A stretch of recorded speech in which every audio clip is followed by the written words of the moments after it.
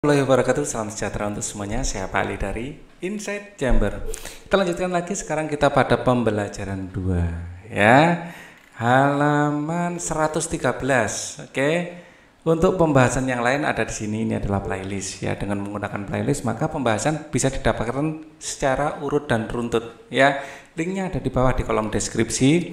Apabila kalau link itu efektif untuk ini ya, laptop atau komputer ya. Untuk HP langsung masuk aja ke channel, cari playlistnya adalah kelas 6 buku tematik. Sudah saya susun biar enak ditemukan. Oke, silakan dicari ya. Oke, sekarang kita akan bahas banyak pemimpin yang dibuat patungnya ya, sebagai bentuk penghormatan untuk mengenang jasa-jasanya. Siapa pemimpin idolamu? Adakah patungnya? Di Surabaya ada patungnya Jenderal Sudirman. Nah, beliau adalah salah satu pemimpin idolanya Pak Ali.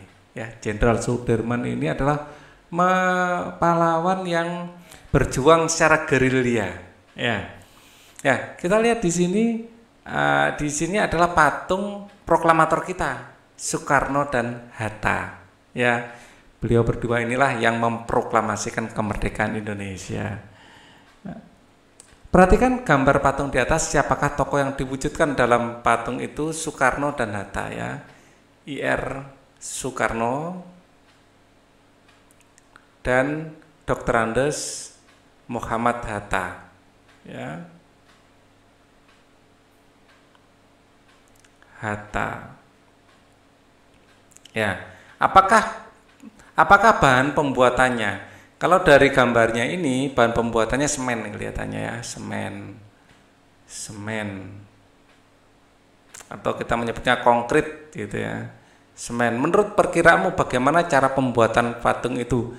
Pertama tentu saja membuat sketsanya ya. Pertama buat sketsa atau rencana ya, kemudian dibuat kerangka ya, buat kerangka ya. Kemudian yang ketiga adalah diberi semen ya. Jadi ada 3 tahap, diberi semen. Jadi kerangka itu penting ya. Di dalamnya itu ada kerangkanya terbuat dari beton ya, besi ya, besi baja itu. Oke, diskusikan hasil pengamatanmu, hasil pengamatan kalian, lalu ceritakan kepada kelompok lain dan Bapak Ibu guru. Patung si gale-gale yang dapat menari. Wow, ada patung yang bisa menari ya. Wah, kita baca.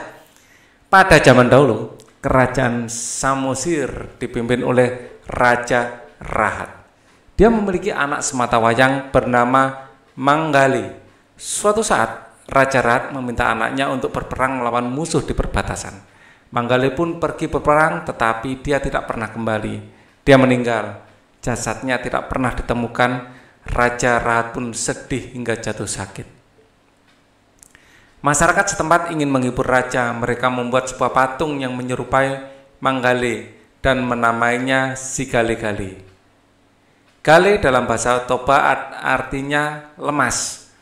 Pada waktu itu dukun di sana juga ikut membantu memanggil roh Manggale agar masuk ke dalam patung tersebut, sehingga patung si Gale-Gale dapat bergerak-gerak seperti orang sedang menari. Patung si Gale-Gale sampai saat ini masih dapat kita jumpai ketika berkunjung ke Tomok, Pulau Samosir. Hanya saja dalam pertunjukan tersebut, patung si Gale-Gale sudah tidak dimasuki roh lagi. Patung ini dapat bergerak karena digerakkan penggerak mekanis ya, patung si Gale-Gale. Mungkin kamu telah sering melihat berbagai patung, baik secara langsung dari gambar atau fotonya. Ada berbagai macam patung tergantung dari tema, bentuk, teknik pembuatannya. Carilah informasi mengenai hal-hal berikut. Ciri-ciri patung ya. Patung adalah bentuk yang ya menyerupai hewan atau manusia ya, manusia atau hewan ya, mungkin juga ada tumbuhan ya. Pada umumnya hewan, manusia atau hewan ya. bentuk yang menyerupai manusia atau hewan yang terbuat dari kayu atau yang terbuat dari kayu, logam, atau tanah liat dan lain-lain ya, tanah liat dan lain-lain. Ya, kalau kita lihat di Google ya, kita definisi patung coba. Patung adalah, nah, ini tokoh ludruk sebelumnya ya. Patung adalah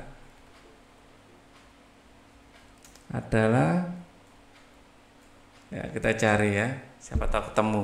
Wow, di Wikipedia ada, ya, di Ensiklopedia Indonesia. Nah, patung adalah benda 3 dimensi karya manusia yang diakui secara khusus sebagai suatu karya seni. Ya, ini ya. Jadi orang yang menciptakan patung disebut pematung. Tujuan penciptaan patung adalah untuk menghasilkan karya seni. Ya, seni karya rupa 3 dimensi. Wah, ini definisi yang lebih cocok ini ya. Jadi kita koreksi ini. Ya. Ya, oh, ini ciri-ciri patung, bukan definisi patung ya. Kalau patung sendiri adalah karya seni 3 dimensi ya. Patung adalah, kalau ini definisi ya, karya seni 3 dimensi. Ya, ciri-ciri patung ya. Jenis patung ada enggak di sini di Wikipedia tadi jenis patung? Jenis patung ada ya. Ada patung dada, patung torso, dan patung lengkap.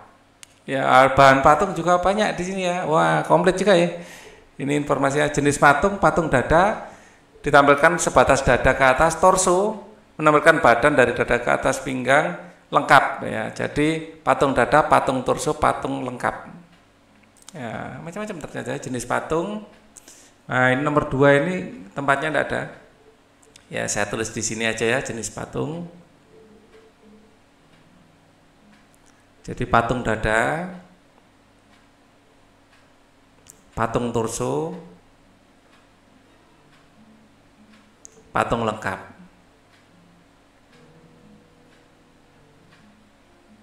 Nah, oke. Patung dada, patung torso, dan patung lengkap. Di sini ya. Patung dada, penampilan karya patung yang menampilkan patung sebatas dada ke atas.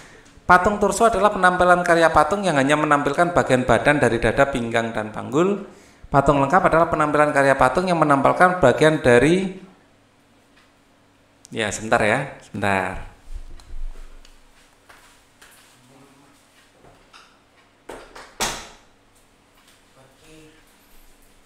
Oke, ada perlu sebentar tadi. Penampilan karya patung yang menampilkan bagian badan dari bagian atas sampai bagian bawah seluruh objek. Nah, oke. Nah, dari bahan patungnya ada bahan lunak, bahan sedang, dan bahan keras. Nah, ini dari bahannya. Ya. Bahan pembuat patung. Wah, komplit juga ini. Yang ini jawaban nomor 2. Ini jawaban nomor 3. Ada di Wikipedia ternyata.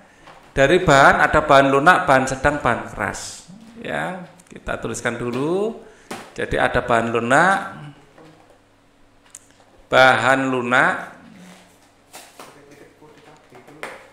bahan sedang, dan bahan keras. Ya, ada 3 macam bahan di situ. Kemudian kita lihat lagi, ya, pertanyaannya di bawah sini. Bahan pembuat patung dan teknik pembuatan patung. Coba kita lihat teknik pembuatan patung di sini. Apakah di sini ada juga? Ada fungsi ya, fungsi di sini. Wah, di Wikipedia tidak ada ya. Ini apa jawabannya? Coba kita teknik pembuatan patung rasanya bisa ada yang dipahat ya. Yang lunak itu bisa dibentuk pakai tangan ya, yang keras bisa dipahat ya. Jadi pembuatan patung itu yang Pak Ali tahu ya, bisa yang pakai lunak tadi bisa dibentuk pakai tangan. Dengan tangan. Kemudian ya, contohnya adalah tanah liat ya, tanah liat. Kemudian dipahat. Dipahat itu bisa kayu, batu, atau batu, ya bisa dengan cara cor. Cor itu bisa besi ya, besi atau logam, nggak harus besi, bisa kuningan, bisa apa ya, logam, ya bisa juga di ini ya, di apa ya, dibuat kerangka dahulu, biasanya semen ya, dibuat kerangka. Ini biasanya semen, ya. Jadi lihat-lihat bahannya. Tapi kalau kita, ini yang common sense ya, Pak Ali pikirkan, ya coba kalau di Google ada ndak ya teknik pembuatan patung, pembuatan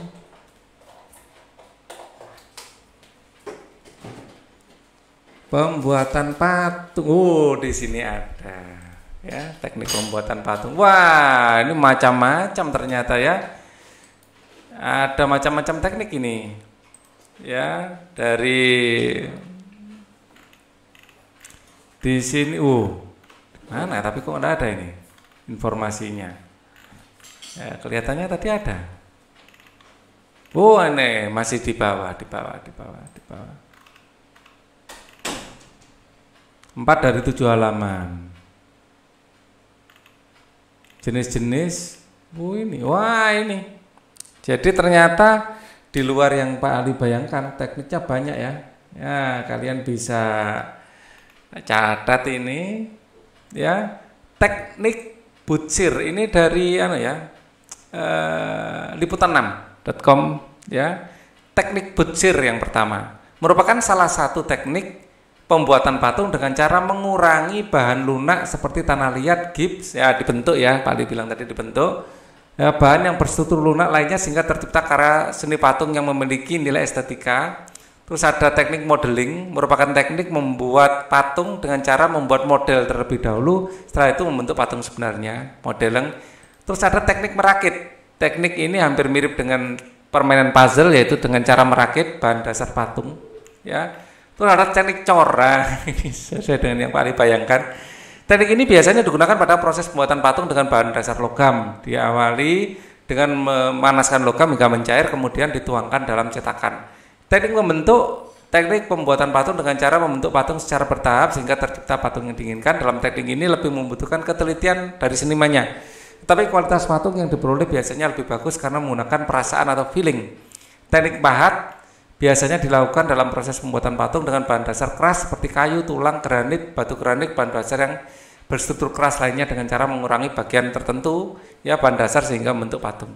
Ya ada lagi yang cor ya, kayak bentuk patung tadi ya. Proklamasi, bukan cor sih, kayak dengan semen gitu, buat kerangkanya dulu. Lalu juga pernah lihat ya teknik yang seperti itu. Oke, kita kembali ke sini, itu teknik-tekniknya ya. Jadi carilah informasi tersebut di buku-buku perpustakaan sekolahmu atau bertanya pada Bapak Ibu guru dan narasumber lainnya yang menguasai. Tuliskan informasi yang kamu dapatkan dalam bentuk laporan. Ya, jadi ini tadi adalah informasinya. Sekali lagi saya tunjukkan, ya. Seni teknik butsir, ya. Yang kedua adalah teknik modeling. Yang ketiga adalah teknik merakit, ya. Mungkin masih bisa di zoom lagi. Ini teknik merakit, ya, teknik butsir, modeling, ya, merakit, ya, kemudian teknik cor dan teknik membentuk dan teknik pahat. Di sini ya, oke ya. Oke, kita kembali ke sini lagi. Buatlah rencana pembuatan karya patung dari bahan lunak di sekitarmu. Kamu dapat membuat patung karena hewan berkaki 2. Ya, hewan berkaki 4 atau patung yang bertema manusia. Lengkapi daftar berikut. Bentuk patung bahannya lunak. Kita bisa menggunakan pahat ya, misalnya menggunakan sabun. Ya, bentuk patung misalnya kura-kura. Kenapa dipilih ini yang mudah? Ya, nanti pilih sabun yang melengkung. Bentuknya melengkung. Dari awal sudah melengkung, bentuknya seperti agak kura-kura. Jadi ada sabun yang desainnya sudah melengkung seperti ini ya. Ya, seperti ini. Ya, dulu merek Gift atau apa gitu ya. Bahannya sabun misalnya. Ya, teknik pembuatan pahat. Pakai silet gitu bisa. Alatnya adalah sabun, silet ya, silet. Akan lebih baik kalau beli silet pahat yang asli ya. Misalnya ada khusus untuk memahat. Cara pembuatan dengan mengurangi bahan, dengan mengurangi bahan ya, mengukir bagian dengan mengukir ya, mengukir sabun menggunakan silet ya, silet atau alat ya, silet atau pisau. Ya, ini kalau mau bikin kura-kura tinggal ini disilet gini. Lah, ini kan jadi kura-kura sudah. Terus di sini nanti dari bentuk di atas ya, bentuk dari atas nanti tinggal ngasih kakinya. Ya, disilet gini ya. Nah, ini sudah jadi kakinya kura-kura. Ya, disilet gini sudah jadi kakinya kura-kura kan. Nah, terus bagian atasnya sini dikasih gini. Ya, terus ini dirapikan jadi bentuk kepala. Ya, ini mungkin ekornya, terus kaki-kakinya dirapikan lagi. Ya, seperti ini. Nah, terus bagian atasnya dikasih garis-garis ya. Segi 5 atau segi 6 ya. Ya, seperti ini. Ya, oke. Ya, seperti ini, ya, seperti ini. Oke. Nah, di sini ini kayak rumah tawon ya. Ya, oke. Jadi ini adalah boleh dikasih titik di sini untuk matanya. Jadilah kura-kura. Jadi ini mudah sekali. Ini adalah salah satu contoh yang mudah dibuat ya. Sekarang kita akan melanjutkan perubahan pada masa pubertas ya. Apa perubahan pada masa pubertas? Tahapan perkembangan dan pertumbuhan manusia umumnya terbagi menjadi ada masa balita. Balita itu di bawah 5 tahun ya dalam perkembangan ya. Perkembangan dan pertumbuhan. Nah, istilah perkembangan dan pertumbuhan ini ada ininya ya, ada penjelasannya. Perkembangan ini lebih pada psikologis ya, psikologis ya, yaitu proses untuk mencapai kedewasaan ya, lebih pada psikologis ya. Fisik juga ya. Ya, ini adalah proses menuju kedewasaan. Jadi ini lebih psikologis dan fisik kedua-duanya.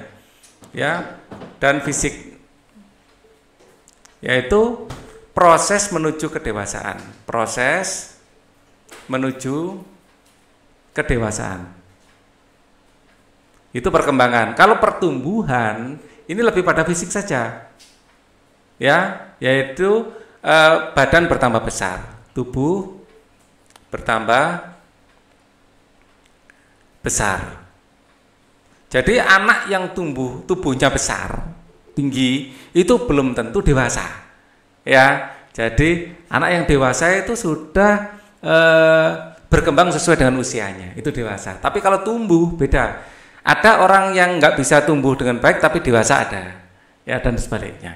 Ya, manusia umumnya dibagi menjadi balita di bawah 5 tahun. Ya, ada juga pembagian batita di bawah 3 tahun. Balita ya, balita terus anak-anak.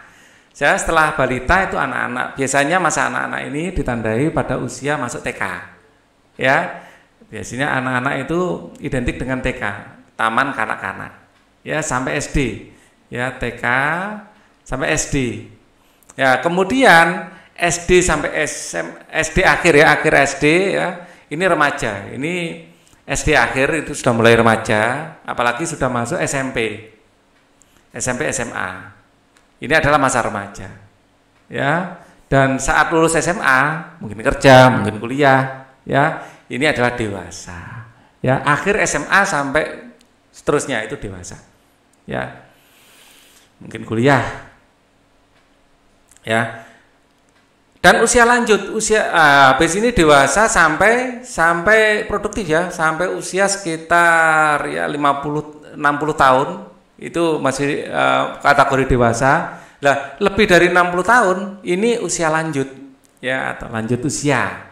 Ya, masa remaja merupakan peralihan dari masa anak-anak menuju dewasa. Jadi remaja itu masa peralihan dari anak-anak ke dewasa. Anak-anak ke dewasa. Ya.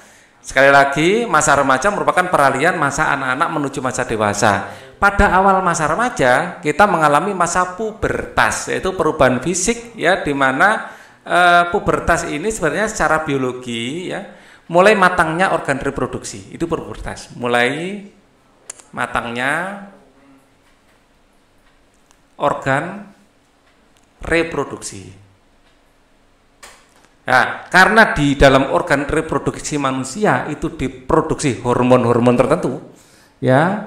Pada perempuan akan diproduksi hormon untuk menunjukkan sifat perempuan, dan pada organ kelamin laki-laki juga diproduksi hormon untuk perkembangan laki-laki. Maka mulai masa pubertas perempuan dan laki-laki perbedaannya semakin jauh. Ya, pada masa ini terjadi perubahan bentuk tubuh, ya. Perubahan pada tubuh baik yang terlihat maupun yang tidak. Ada yang tidak terlihat juga di dalam tubuh kita. Ya, di dalam tubuh hormon reproduksi mulai dihasilkan. Ya, jadi perempuan akan menghasilkan progesteron dan yang laki-laki akan menghasilkan testosteron. Ya, pada perempuan hormon ini akan mengakibatkan sel telur matang. Sel telur ini sudah ada sejak dalam kandungan, sudah ada, tapi belum matang. Baru matang setelah hormon tersebut keluar. Pusat hormonnya ada di otak, di kelenjar pituitari, namanya FSH yang dikeluarkan. Ya, nah itu nanti setelah itu dikeluarkan, pada laki-laki FSH dikeluarkan akan mematangkan organ laki-laki, FSH pada perempuan dimatangkan akan mematangkan organ perempuan. Ya, jadi pada laki-laki hormon reproduksi akan mengakibatkan tubuh memproduksi sel sperma. Jika pada sel telur dan sel sperma bertemu, dapat terjadi pembuahan dan tumbuh menjadi bayi. Jadi sel sperma apabila bertemu dan sel telur, ya, bertemu akan menghasilkan zigot. Ya, zigot ini akan tumbuh terus dan akan menjadi bayi. Ya, pada umumnya pada masa ini kesehatan reproduksi remaja akan memperlihatkan ciri-ciri pubertas. Ya, pada perempuan dia akan mengalami menstruasi setiap jangka waktu tertentu, umumnya 28 hari. Di awalnya mungkin masih belum teratur, tapi pada akhirnya lama-lama akan menjadi teratur, dan umumnya 8 hari ini enggak pasti 8 hari. Siklusnya ada yang lebih dari 28 hari, mungkin 30 hari, mungkin 31. Ada yang kurang, mungkin cuma 27 atau 25, dan itu normal. Ya, ada rentangnya, rentang batas yang masih normal. Dan tidak langsung begitu menstruasi tiap bulan menstruasi, enggak. Kadang-kadang di awal-awal masih masih enggak gitu di awal-awal. Ya, pada laki-laki akan mengeluarkan sperma. Ya, jadi ini adalah masa mulai reproduksi matang. Ya, ini adalah dua hal ini di dalam reproduksi merupakan ciri primer perkembangan reproduksi. Nah, ciri sekundernya ya kumis, tumbuh, payudara membesar, panggul membesar, itu adalah ciri sekundernya. Ya, ciri-ciri lain ditandai dengan perubahan tubuh yang terlihat. Pada perempuan misalnya payudara akan tumbuh sebagai persiapan untuk memberikan ASI atau air susu ibu bagi bayinya kelak. Pada laki-laki otot-otot tubuhnya berkembang lebih besar dan kuat, sehingga diharapkan laki-laki lebih kuat secara fisik untuk melindungi keluarganya. Ya, jadi laki-laki harus mengembangkan sikap untuk melindungi, ya, biar kalau berkeluarga nanti ya tidak menggunakan kekuatan fisiknya untuk menyakiti, ya kan? Nah, oke, kita lanjutkan. Persiapan apa yang harus dilakukan untuk menghadapi masa pubertas? Diskusikan bersama kelompokmu. Yang pertama, yang pertama adalah persiapan fisik dulu, ya, persiapan fisik, ya. Jadi mengetahui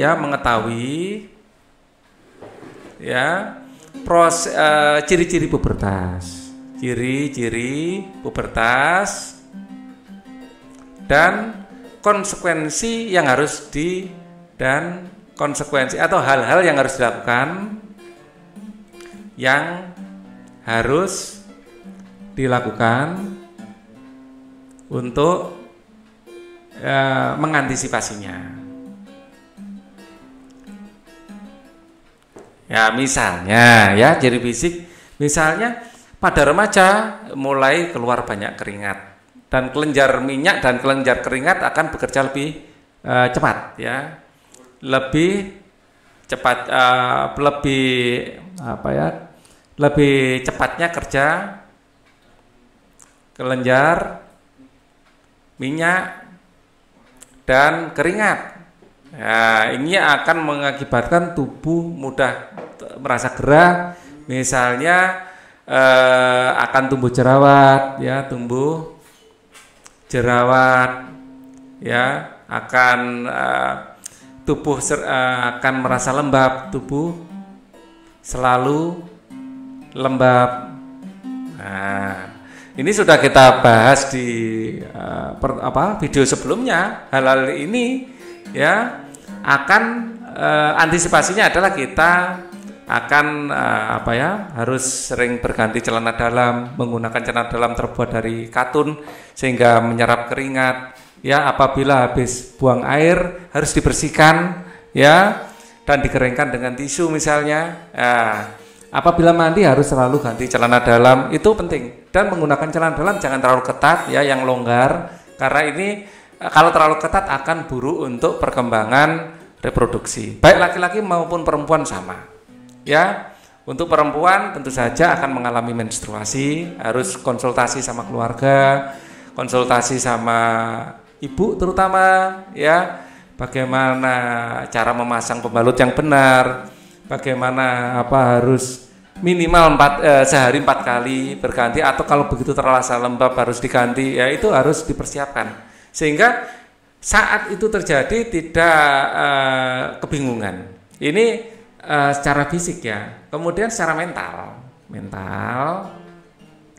ya harus memahami pergaulan antar lawan jenis, harus memahami etika pergaulan ya, terutama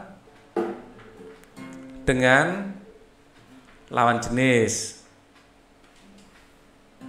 ya, misalnya menghindari berduaan di tempat sepi. Nah, berduaan di tempat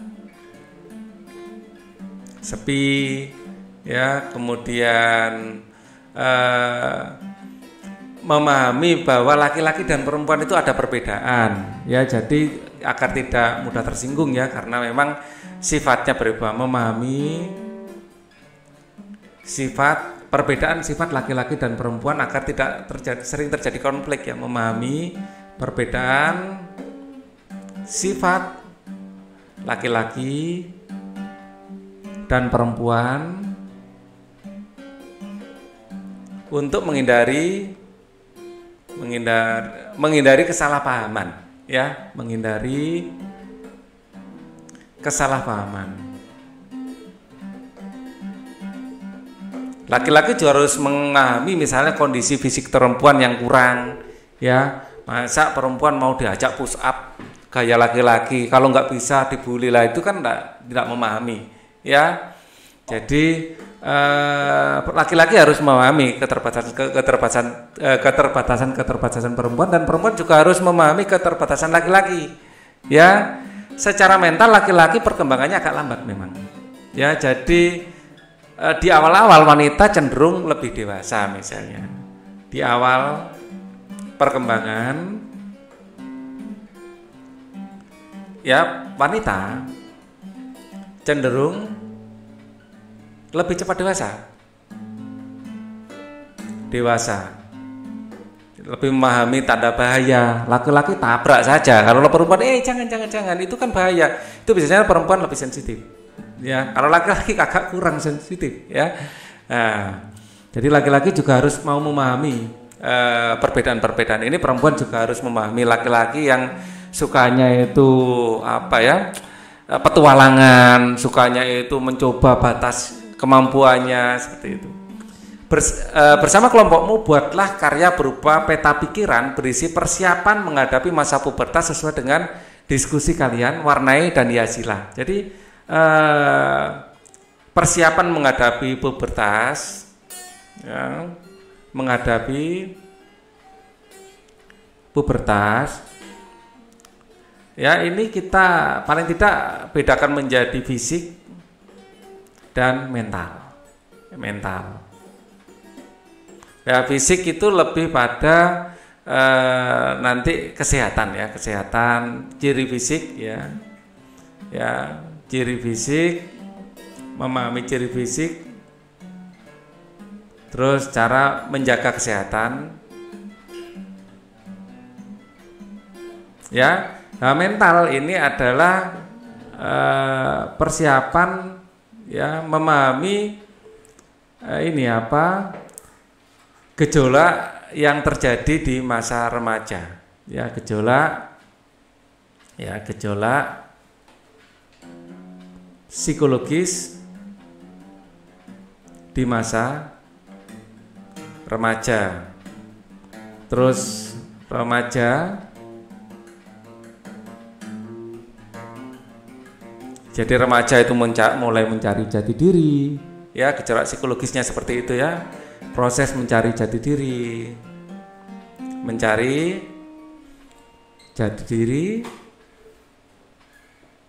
ya, proses ingin mendapatkan pengakuan, ya, mendapat pengakuan, ya. Kemudian yang kedua adalah pergaulan lawan jenis.